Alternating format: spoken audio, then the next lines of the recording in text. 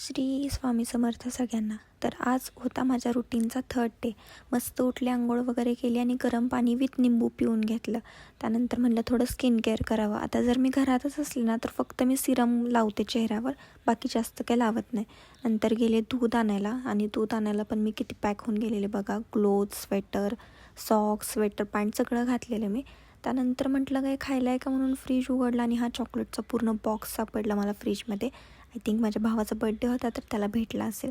एवढे चॉकलेट बघून मला असं झालेलं किती खावं आणि किती नको.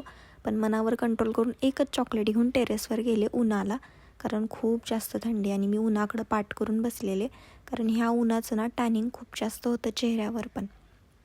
त्यानंतर खाली आले आणि पॉपकॉर्न खाऊ वाटले, सो म्हटलं चला पटकन पॉपकॉर्न बनवून घेऊया. आणि हे ना विदाऊट फ्लेवर पॉपकॉर्न होते. मला विदाऊट फ्लेवरच आवडतात. निवांत बसून पॉपकॉर्न खाल्ले, कारण माझ्याकडे काही काम पण नव्हतं करायला आणि मी बोर होत होते खूप जास्त. मग पॉपकॉर्न खाल्ला आणि जे झोपून गेले ते डायरेक्ट 5:30ला उठले ॲज युजल क्लाससाठी रेडी व्हायला. क्लाससाठी तर मला रेडी व्हावंच लागतं. क्लासवरून जाऊन आले आणि खूप ऐकलं होतं की या काकांच्या हाताची भेळ खूप सुंदर लागते, टेस्टी. सो घेऊनच आले. घरी येईपर्यंत त्या भेळीचा केक झाला होता. पण मम्मीनं जेवण पण बनवलं होतं, आता ते पण खावं लागणार होतं सोबत, नाही तर उद्या मिळालं नसतं.